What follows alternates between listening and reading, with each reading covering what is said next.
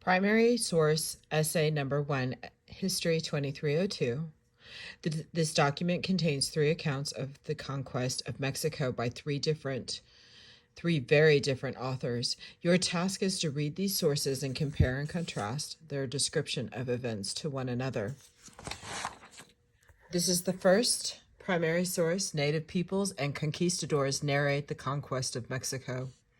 Nahua elders of the Tlatelolco account of the conquest of Mexico circa 1540s.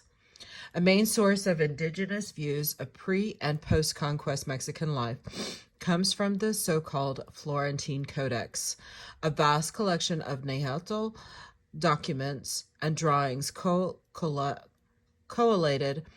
and edited by Franciscan priest Bernardino de Seguin. Contrary to his wishes, they were not published, and they drew serious scholarly attention only in the 20th century. In the following selection, translated directly from the Nahuatl in the 1960s, elders to the Tlatelolco recall the march of Cortés and his Tlaxcalan allies on Tenochtitlan and subsequent capture of their empire, Montezuma. The Tlaxcalans guided, accompanied, and led them until they brought them to their palaces and housed them there. They showed them great honors. They gave them what they needed and attended to them. And then they gave them their daughters. Then the Spaniards asked them, "Where is Mexico? What kind of place is it? Is it still far?" They answered to them, "It's not far now. Perhaps one can get there in 3 days. It is a very favored place, and the Mexica are very strong, great warriors, conquerors, who go about conquering everywhere," unquote. Now, before this, there had been friction between the Tlaxcalans and the Choluans. They viewed each other with anger, fury, hatred, and disgust. They could come together on nothing. Because of this, the Tlaxcalans, persuaded the Spaniards to kill them treacherously. They said to them, the Choluans are very evil. They are our enemies. They are as strong as the Mexica, and they are the Mexica's allies, unquote. When the Spaniards heard this, they went to the Cholula. The Tlaxcalans and Simpolans went with them, outfitted for war. When they arrived, there was a general summons and cry that all the noblemen, rulers, subordinate leaders, warriors, and commoners should come, and everyone assembled in the temple courtyard. When they all came together, the Spaniards and their allies blocked the entrances, all of the places where one entered. Then people were stabbed, struck, and killed. No such thing was on the mind of the Choluans. They did not meet the Spaniards with weapons of war. It just seemed that they were stealthily and treacherously killed because the Tlaxcalans persuaded the Spaniards to do it. And a report of everything that was happening was given and relayed to Montezuma. Some of the messengers arrived as others were leaving. They just turned around and ran back. There was no time when they were not listening, when reports were not being given, and all the common people went about in a state of excitement. There were frequent disturbances, as if the earth moved, as if everything were spinning before one's eyes. People were frightened, and after dying the Cholula, the Spaniards set off on their way to Mexico, coming gathered and bunched, raising dust. Their iron lances and halberds, lances fitted with axe heads, seemed to sparkle, and their iron swords were curved like a stream of water. Their cuirassiers, breastplates, and iron helmets seemed to be to make a clattering sound. Some of them came wearing iron all over, turned into iron beings, gleaming so that they aroused great fear and were generally seen with great fear and dread. Their dogs came in front, coming ahead of them, keeping to the front, panting with their spittle hanging down. Thereupon Montezuma named and sent the noblemen and a great many other agents of his, the Tzichipotezan, as their leader. Sorry if I mispronounced. To meet Cortés between the volcanoes Popocatépetl and Iztaccatepetl at Quijatic. They gave the Spaniards golden banners of precious feathers and golden necklaces.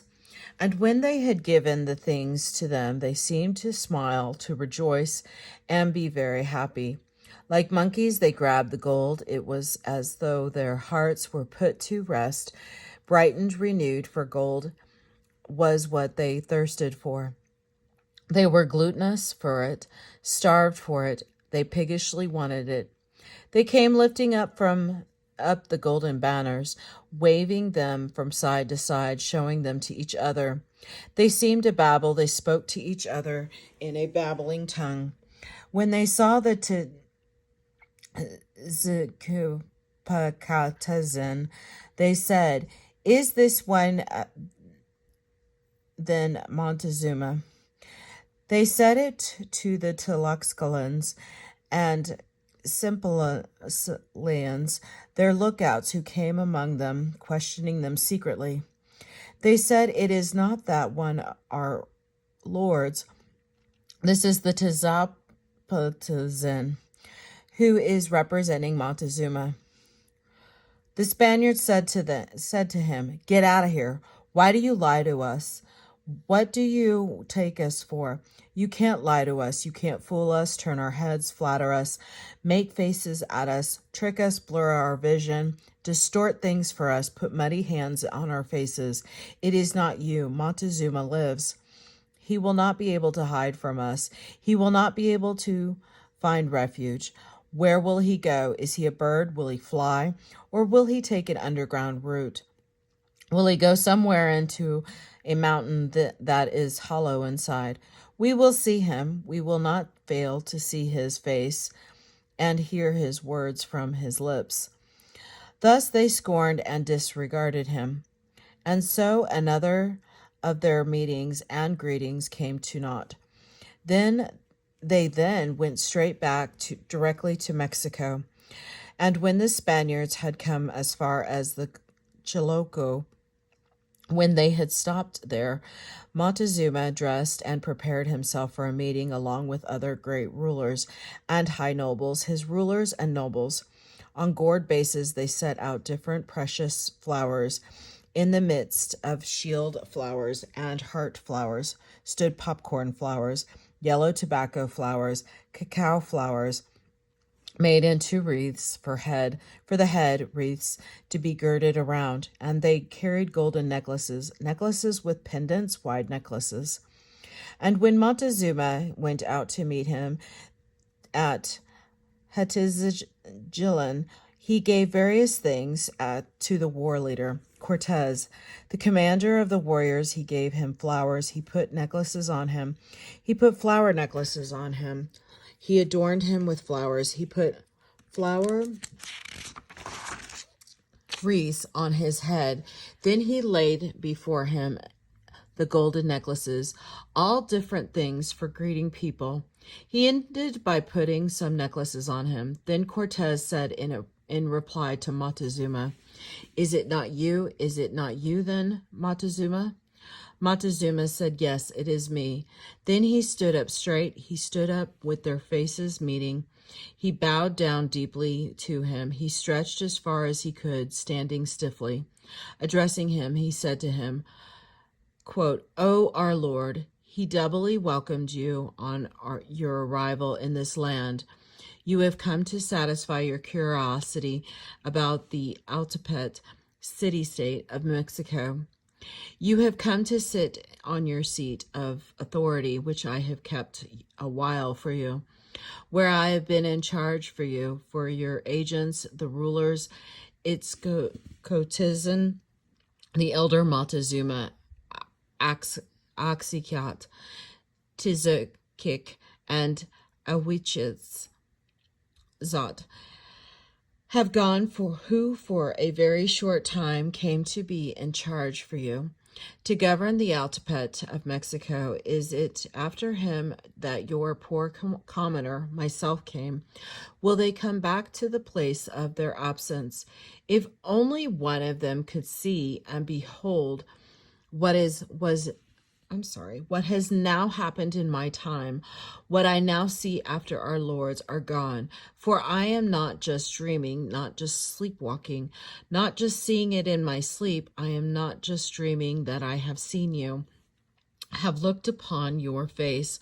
For a time I have been concerned, looking toward the mysterious place from which you have come along among clouds and mists.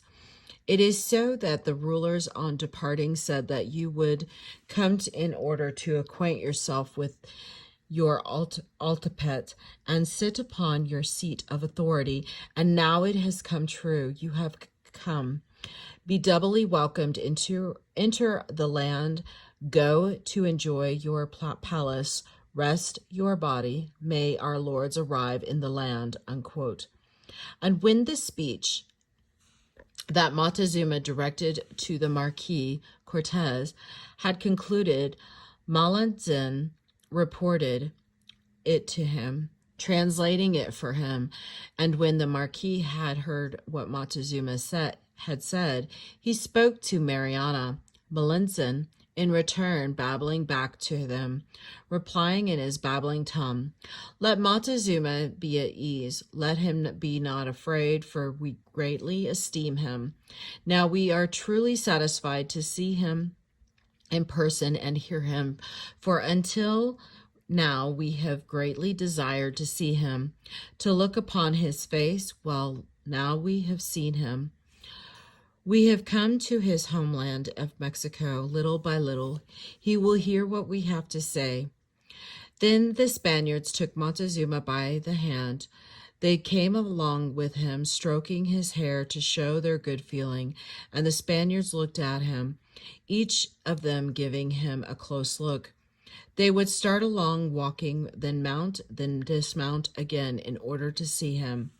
And as to each of the rulers who went with him, they were first Cacas Matson, ruler of Texaco; second Tetlapan Quetzalcoatl, ruler of the Tlacopan; third the Tlacacaltal Itzcuintzin, ruler of the Tlaco; fourth Topan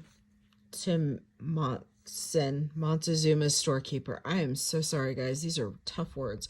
In Tlacolo, these were the ones who went, and the other Tinaco noblemen, and at Litzcan, the Tlacacatit, Tepehitzin, and Tlacatl, Quetzal, the taken prisoner. They not only hid themselves and took refuge, they abandoned him in anger. And when they had reached the palace and gone in, immediately the Spanish, seized Montezuma and kept close watch over him, not letting him out of their sight. And its Quitzin, ruler of the Tlaco, along with him, but the others were just allowed to come back out.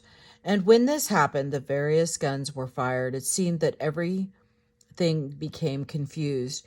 People went this way and that, scattering and running about. It was as though everyone's tongue were out. Everyone were preoccupied. Everyone had been eating hallucinogenic mushrooms, as though who knows what had been shown to everyone. Fear reigned, as though everyone had swallowed his heart. It was still that way at night. Everyone was terrified, taken back, thunderstruck, and stung.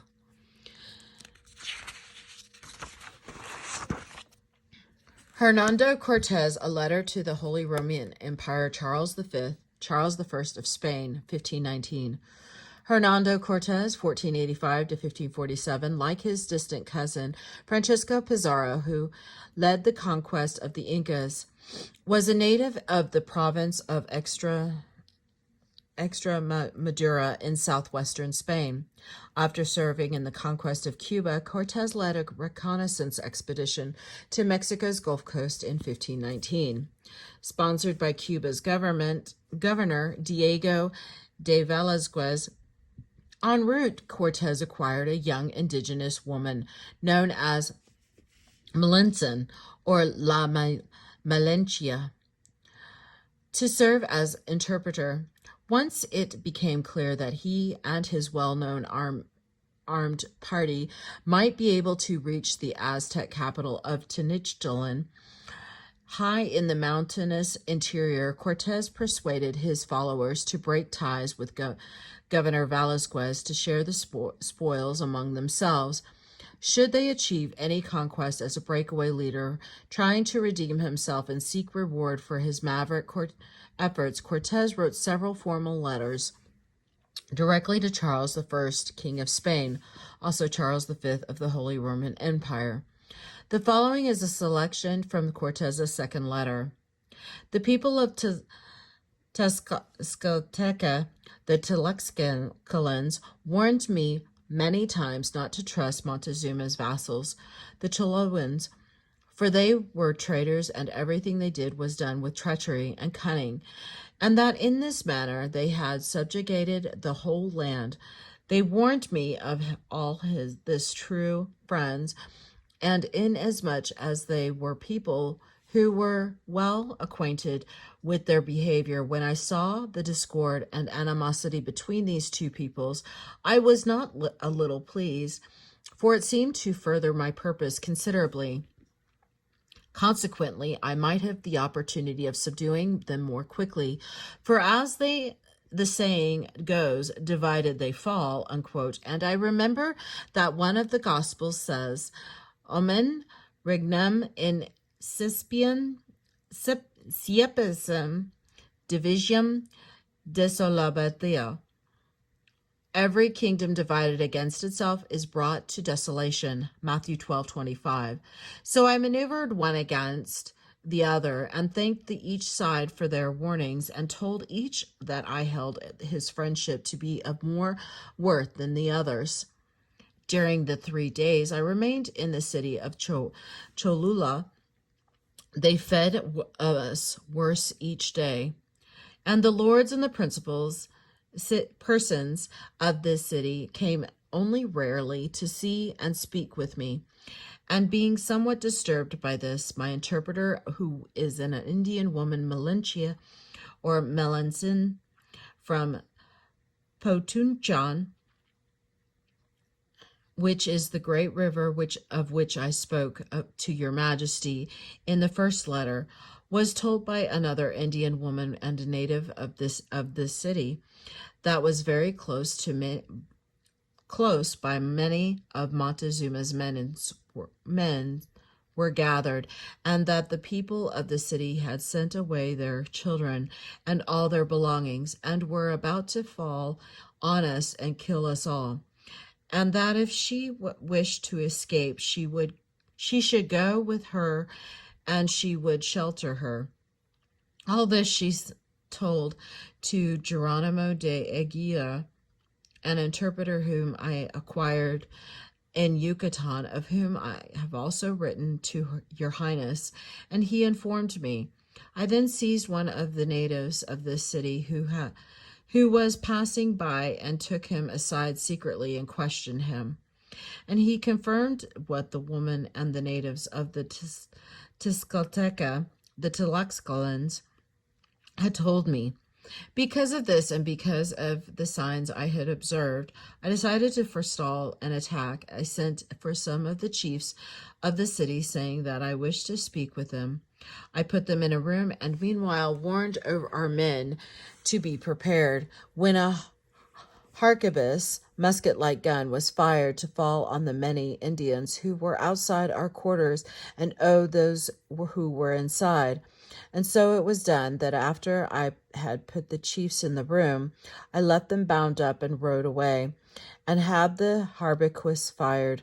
And we fought so hard that in 2 hours that more than 300 men were killed, so that your majesty should realize how well prepared they were. Even before I left my quarters, they had occupied all the streets and had placed all their peoples at the ready. Although as we took them by surprise, they were easily to disperse, especially because I had imprisoned their leaders. I ordered some towers and fortified houses from which they were attacking us to be set on fire, and so I proceeded through the city, fighting for 5 hours or more, leaving our quarters, which were in a strong position, secure. Finally, all the people were driven out of the city in many directions, for some 5,000 Indians of the Tezcalteca, the Tlaxcalans, and another 400 from Simpiola, near the Gulf Coast, were assisting me.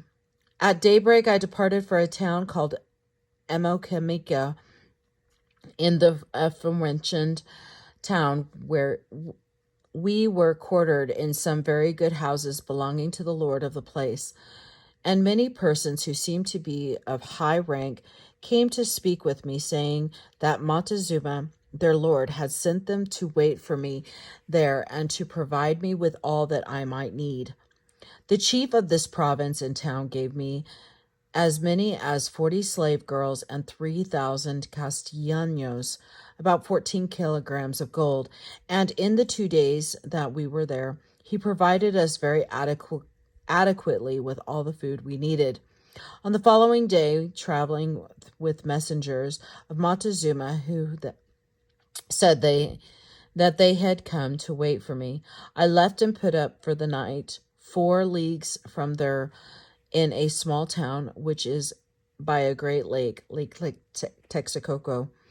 On the following day I left this city, and after traveling for half a league, came to a causeway which runs through the middle of the lake for 2 leagues until it reaches the great city of Tenochtitlan, which is built in the middle of the lake. The causeway is as wide as 2 lances and well built, so that 8 horsemen can ride abreast. Thus I continued along the causeway, and half leaguely before the main body of the city of Tenochtitlan, at the entrance to another causeway which meets this one from the shore, there is a very strong fortification with 2 towers ringed by a wall of 4 yards, with Maryland chimney-like battlements all around, commanding both causeways. There are only 2 gates, one for entering and one for leaving. Here as many as 1,000 men came out to see and speak with me, important persons from that city, all dressed very richly after their fashion. When they reached me, each one performed a ceremony which they practiced among themselves. Each placed his hand on the ground and kissed it. And so I stood there for nearly an hour until everyone had performed his ceremony. Close to the city, there is a wooden bridge 10 paces wide across a breach in the causeway to allow the water to flow as it rises and falls. The bridge is also for the defense of the city, because whenever they so wish, they can remove some very long, broad beams, of which this bridge is made.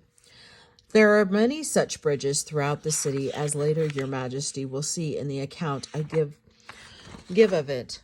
After we had crossed this bridge, Montezuma came to greet us, and with him some 200 lords, all barefoot and dressed in different costume, but also very rich in their way, and more so than the others.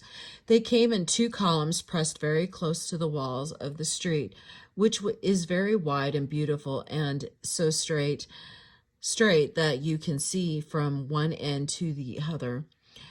It is 2/3 of a league long and has on both sides very good and big houses, both dwellings and temples. Montezuma came down the middle of this street with two chiefs, one on his high right hand and the other on his left.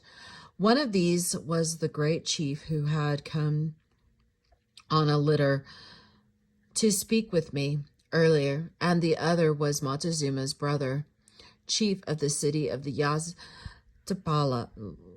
Yaztapalapa with me earlier, and the other was Montezuma's brother. Oh, I'm so sorry. Which I had left that day. And they were all dressed alike, that Montezuma who wore sandals, whereas the others went barefoot, and they held his arm on either side. When we met, I dismounted and stepped forward to embrace him, but the two lords who were with him stopped me with their hands so that I should not touch him. And they likewise all performed the ceremony of kissing the earth. When this was over, Montezuma requested his brother to remain with me and to take me by the arm while he went a little way ahead with the other. And after he had spoken to me, all the others in the two columns came and spoke with me, one after another, and then each returned to his column. When at last I came to speak with Montezuma himself, I took off a necklace of pearls and cut glass that I was wearing and placed it around his neck. After we had walked a little way up the street, a servant of his came with two necklaces wrapped in a cloak made from red shells, which they had hold in great esteem. And from each necklace hung 8 shrimps of refined gold, almost a span in length. When they had been brought, he turned to me and placed them around my neck, and then continued up the street in the manner already described until we reached a very large and beautiful house, which had been very well prepared to accommodate us. There he took me by the hand and led me to a great room facing the courtyard, through which we entered, and he bade me sit on a very rich throne, which he had built for him, and then left, saying that I should wait for him.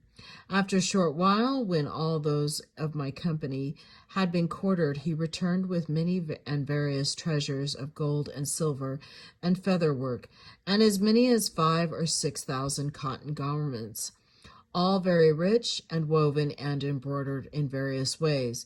And after he had given me these things, he sat on another throne, which they placed there next to the one on which I was sitting, and addressed me in the following way. For a long time we have known from the writings of our ancestors that neither I nor any of those who dwell in this land are natives of it, but foreigners who came from very distant parts. And likewise we know that a chieftain, of whom they were all vassals, brought our people to this region, and he returned to his native land, and after many years came again, by which time all those who had remained were married to native women, and had built villages and raised children. And when he wished to lead them away again, they would not go, nor even admit him as their chief. And so he departed, and we have always held that those who descended from him would come and conquer this land and take us their vassals.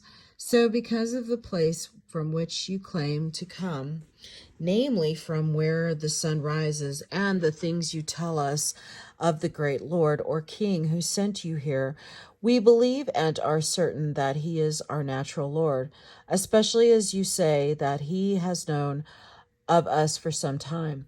So be assured that we shall obey you and hold you as our Lord in place of that great sovereign of whom you speak. And in this there shall be no offense or betrayal whatsoever. And in all the land that lies in my domain you may command as you will, for you shall be obeyed, and all that we own is for you to dispose of as you choose. Thus, as you are in your own country and your own house, rest now from hardships of your journey and the battles which you have fought, for I know full well of all that has happened to you from the Tunchan Tabasco to here, and I know how those Sopoya and Texacala have told you much evil of me. Believe me, or believe only what you see with your eyes, for those are my enemies, and some were my vassals, and have rebelled against me at your coming, and said of those things to gain favor with you. I also know that they have told you the walls of my house are made of gold, and that the floor mats in my rooms and many other things in my household are likewise of gold, and that I was and claim to be a god, and many other things besides. The houses you see are of stone and lime and clay. Then he raised his clothes and showed me his body, saying, as he grasped his arms and his trunk with his hands, quote, see that I am of flesh and blood like you and all other men, and I am mortal and substantial. See how they have lied to you. It is true that I have some pieces of gold left to me by my ancestors. Anything I might have shall be given to you whenever you ask. Now I shall go to other houses where I live, but here you shall be provided with all that you and your people require, and you shall receive no hurt, for you are in your own land and your own house, unquote. Most invincible Lord Charles V, 6 days having passed since we first encountered this great city of Tenochtitlan, during which time I had seen something of it, though little compared with how much there is to see and record. I decided from what I had seen that it would benefit your royal service and our safety if Montezuma were in my power and not in complete liberty, in order that he should not retreat from the village or from the willingness he showed to serve your majesty, but chiefly because we Spaniards are rather obstinate and persistent, and should we annoy him, he might, as he is so powerful, obliterate all memory of us. Furthermore, by having him with me, all those other lands which were subject to him would come more swiftly to the recognition and your service of your majesty. As later happened, I resolved, therefore, to take him and keep him in the quarters where I was, which were very strong.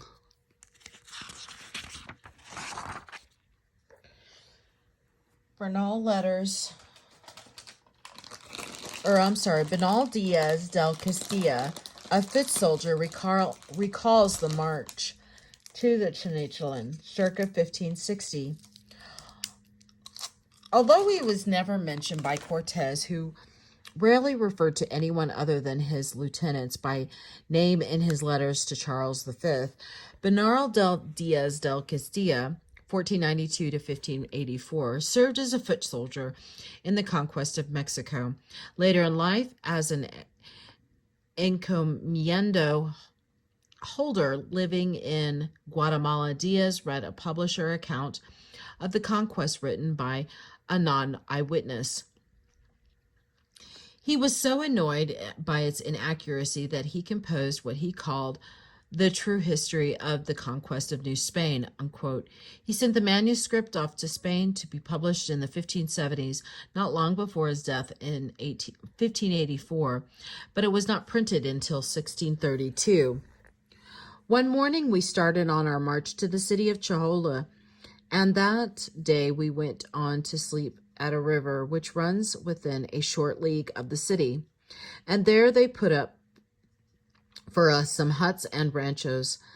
This same night, the caciques, headmen of the Cholula, sent some chieftains to bid us welcome to their country. And they brought supplies of poultry and maize, bread, and said that in the morning all the caciques and priests would come out to receive us, and they asked us to forgive their not having come sooner. Cortés thanked them both for the food they had brought and for the good will which they showed us. At dawn, we began to march at the caciques and priests, and many other Indians came out to receive us. Most of them were clothed in cotton garments made like tunics. They came in a most peaceful manner and willingly, and the priests carried braziers containing incense with which they fumigated our captain Cortés and us soldiers who were standing near him. When the priests and chiefs saw the Tlaxcalan Indians who came with us, they asked Doña Mariana Malencian to tell the General Cortés that it was not right that their enemies with arms in their hands should enter their city in that manner.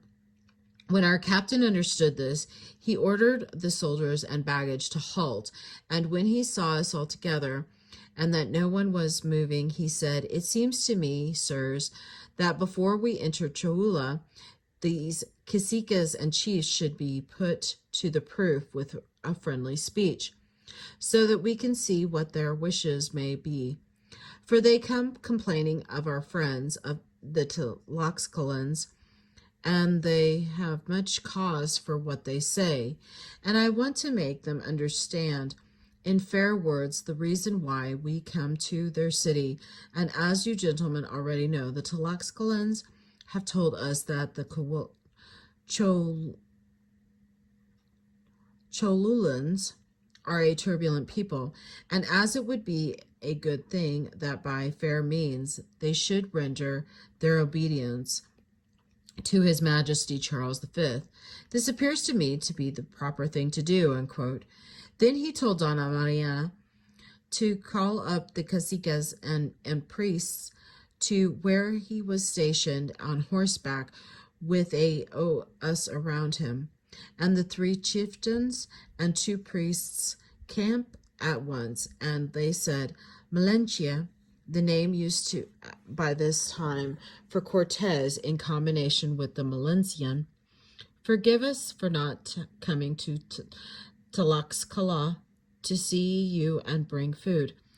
It was not for want of good will, but because the Tlaxcalans are our enemies and have said many evil things of us and of the great Montezuma, our prince, and as though what they said were riot enough, they now have the boldness under your protection to come armed into our city, and we beg you as a favor to order them to return to their country, or at least stay outside in the fields, and not to enter our city in such a manner." But as for us, they said that we were very welcome. As our captain saw that what they said was reasonable, he at price sent Pedro de Alvarado and Cristobal de Olid to ask the Tlaxcalans to put up their huts and ranchos there in the fields and not to enter the city with us, excepting those who were carrying the cannon, and our friends from Simpiola. And he told them to explain the Tlaxcalans for that the reason why he asked them to do so was that all the caciques and priests were afraid of them, and that when we left Cholula on our way to Mexico, Tenochtitlan, we would send to summon them, and that they were not to be annoyed at what he was doing. When the people of Cholula knew that what Cortés had done, they appeared to be much more at ease. Then Cortés began to make a speech to them, saying that our Lord and King had sent us to these countries to give them warning, command them not to worship idols, nor sacrifice human beings or eat their flesh. And as the road to Mexico, to Tenochtitlan, whither we were going to speak with the great Montezuma, passed by there, and there was no other shorter road, we had to come to visit their city and to treat them as brothers. As other great caciques had given their obedience to his majesty, it would be well that they should give theirs as the others had done. They replied that we had hardly entered into their country, yet we already ordered them to give up their tiolas, gods, and that they could not do it. As to giving their obedience to our king, they were content to do so, and thus they pledged their word. But it was not done before notary. When this was over, we at once began our march towards the city, and so great was the number of people who came out to see us that both the streets and the housetops were crowded.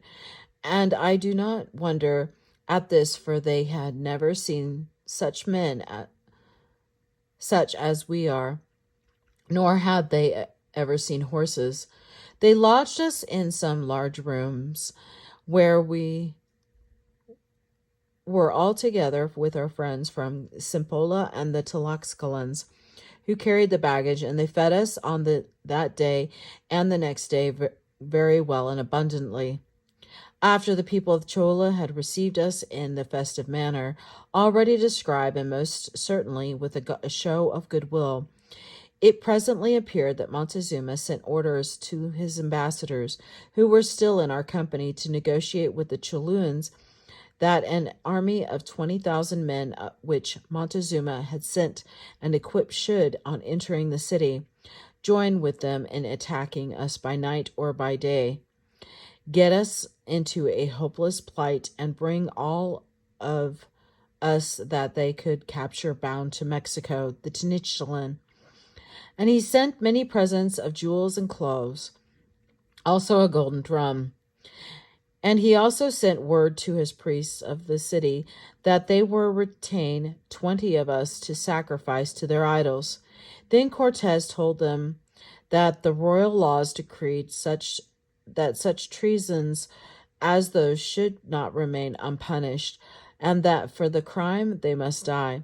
Then he ordered a musket to be fired, which was the signal that we had agreed upon for that purpose, and a blow was given to them which they will remember forever. For we killed many of them, so that they gained nothing from the promise of their false idols. Not 2 hours passed before our allies, the Tlaxcalans, arrived, and they had fought very fiercely where the Cholans had posted the other companies to defend the streets and prevent their being entered. But these were soon defeated. The Tlaxcalans went out about the city, plundering and making prisoners, and we could not stop them. And the next day, more companies of the Tlaxcalans towns arrived and did great damage, for they were very hostile to the people of Chola. And when we saw this, both Cortés and the captains and the soldiers, on account of the compassion that we had felt, restrained the Tlaxcalans from doing further damage. Just as we were starting our march to Mexico, there came before Cortés 4 Mexican chiefs sent by the Montezuma, who brought a present of gold and clothes.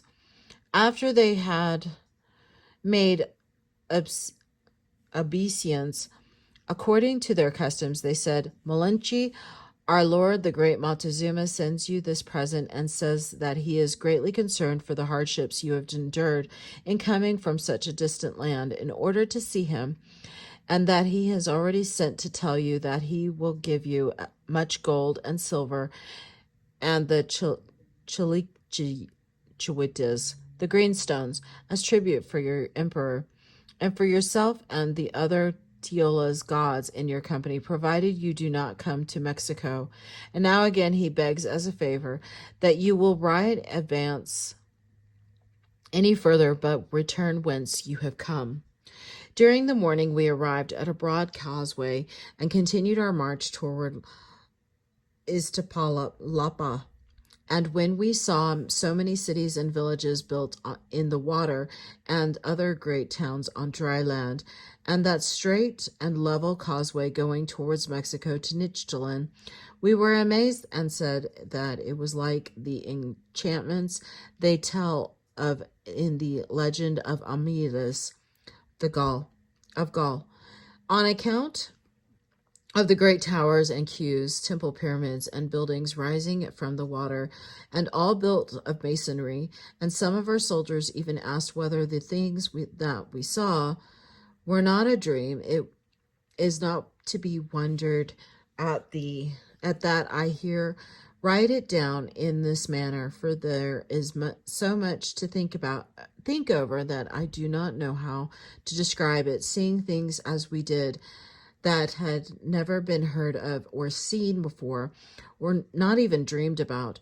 When we arrived near Mexico, where there were some other small towers, the great Montezuma got down from his litter, and those great casquis supported him with their arms beneath a marvelously rich canopy of green-colored feathers, with much gold and silver embroidery, and with pearls and greenstones suspended from a sort of bordering, which was wonderful to look at. The great Montezuma was richly attired according to his usage, and he was shod with sandals. The soles were of gold, and the upper part adorned with precious stones. The 4 chieftains who supported him were also richly adorned, according to their usage, in garments which were apparently held ready for them on the road to enable them to accompany their prince, for they did not appear in such attire when they came to receive us earlier. Besides these 4 chieftains, there were 4 other great caciques who supported the canopy over their heads, and many of other lands who walked before the great Montezuma, sweeping the ground where he would tread and spreading claws on it, so that he should not tread on the earth. Not one of these chieftains dared even to think of looking him in the face, but kept their eyes lowered with great reverence, except those 4 relations, his nephew, who supported him with their arms.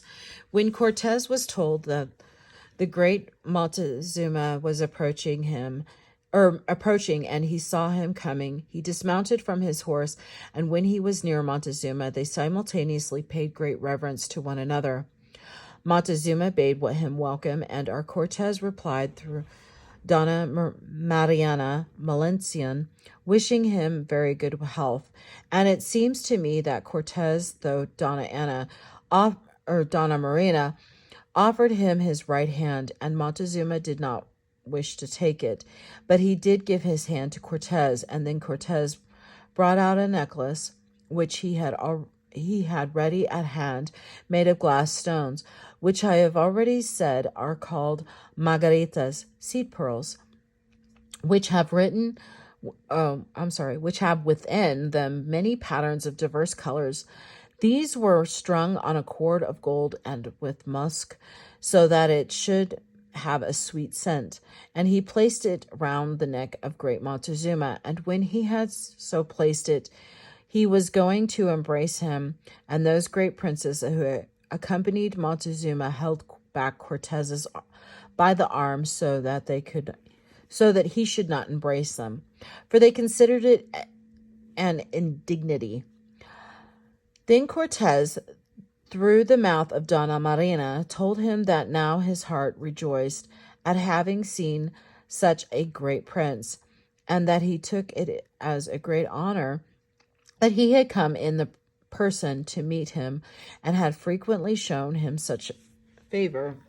Then Montezuma spoke other words of politeness to him, and told 2 of his nephews who supported his arms, the Lord Texcoco and the Lord of Quiocan, to go with us and show us to our quarters. And Montezuma, with his other 2 relations, the Lord Cuitahac and the lord of Tacuba, who accompanied him, returned to the city, and all those grand companies of the caciques and chieftains who had come with him returned in his train. As they turned back after their prince, we stood watching them and observed how they all marched with their eyes fixed on the ground without looking at him, keeping close to the wall, following him with the great reverence. Thus space was made for us to enter the streets of Mexico without being so much crowded. But who could now count the multitude of men and women and boys who were in the streets and on the azoteas, roofs, terraces, and in canoes on the canals, who had come out to see us? It was indeed wonderful, and now that I am writing about it, it all comes before my eyes as though it had happened yesterday. Days later, 4 of our captains took Cortés aside in the makeshift church with a dozen soldiers in whom he trusted and confided, and I was one of them, and we asked him to look at the net and trap in which we found ourselves, and to consider the great strength of that city, and observe the causeways and bridges, and to think over the words of warning that he had been given in all the towns we had passed through.